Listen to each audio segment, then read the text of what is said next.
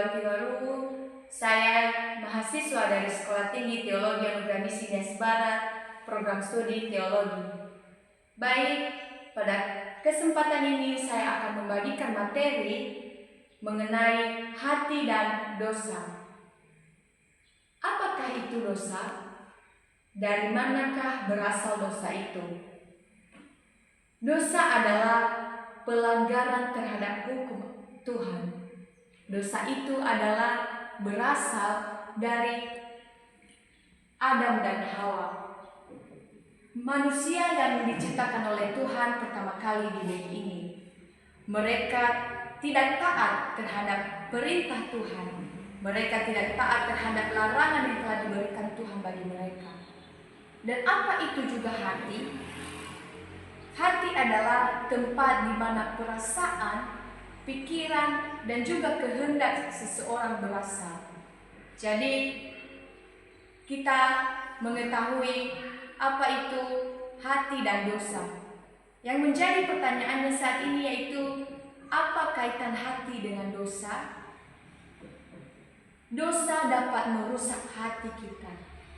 Tuhan telah menciptakan kita dengan hati yang bersih, tetapi ketika dosa dari keturunan Adam dan Hawa, yaitu manusia saat ini, mereka melakukan dosa, mereka terus hidup dalam keberdosaan, ya itu akan mencemarkan hati, pikiran, dan juga perasaan.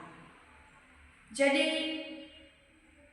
ketika kita melakukan dosa, itu juga akan merusak hati kita, akan merusak pikiran dan juga perasaan kita. Pada kesempatan ini, saya akan memberikan kita sebuah alat peraga yang menjelaskan bagaimana kita yang hidup di dalam dosa dan kita hidup juga di dalam iblis, yaitu dosa itu sendiri.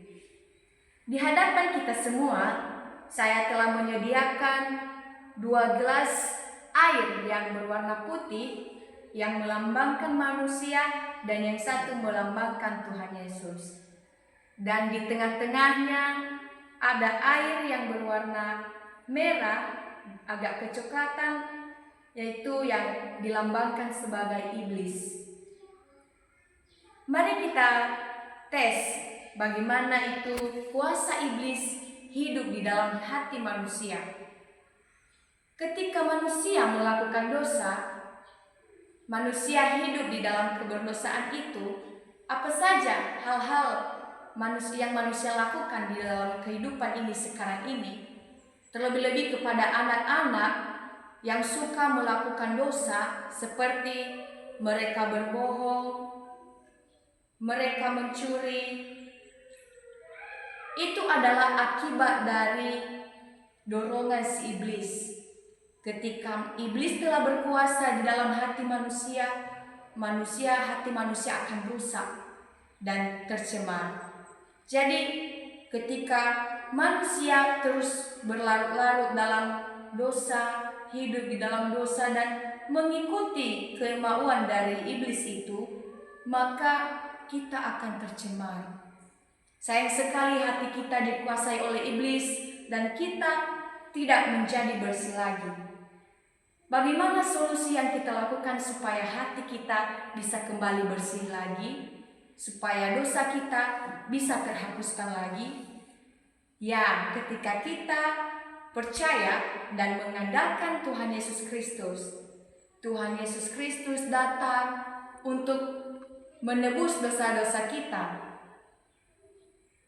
Ketika manusia sudah tercemar dan kita meminta pengampunan dari setiap dosa kita kepada Tuhan, dari setiap pelanggaran yang kita lakukan terhadap Tuhan, ketika kita berbohong, ketika kita melawan orang tua, ketika kita mencuri pulpen teman, ketika kita juga memiliki dendam dan juga kebencian kepada sesama, ya kita harus meminta pengampunan kepada Tuhan Yesus Kristus.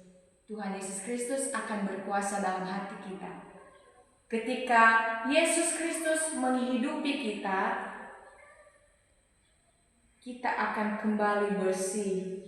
Kita akan kembali dengan hidup kita yang baru, dengan hati kita yang bersih.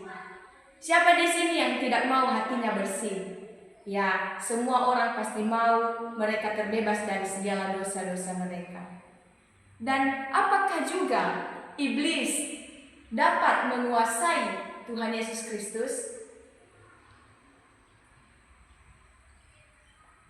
Iblis tidak dapat menguasai Tuhan Yesus Kristus, karena Tuhan Yesus adalah Allah yang hidup yang kita sembah dan Allah yang tidak pernah dikuasai oleh iblis. Iblis tidak boleh dikuasai oleh Tuhan karena Tuhan Yesus Kristus adalah Allah yang hidup dan berkuasa di bumi ini. Jadi, ketika kita telah kembali meminta pengampunan terhadap Tuhan, maka hati kita akan bersih, kita akan suci terhadap dosa-dosa yang kita lakukan. Dan ketika kita sudah meminta pengampunan, hati kita sudah kembali bersih, kita jangan kembali melakukan hal tersebut. Ketika kita kembali terhadap dosa dan hidup di dalam iblis, maka hati kita juga kembali akan tercemar seperti yang saya contohkan tadi.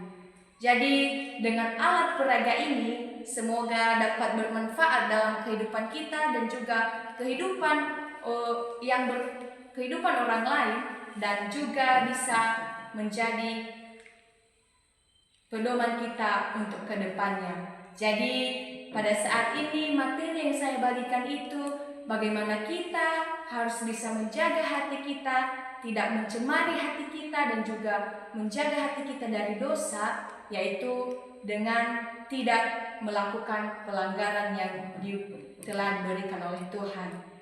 Demikian materi yang bisa saya bagikan pada hari ini. Semoga bermanfaat untuk kita semua. Shalom.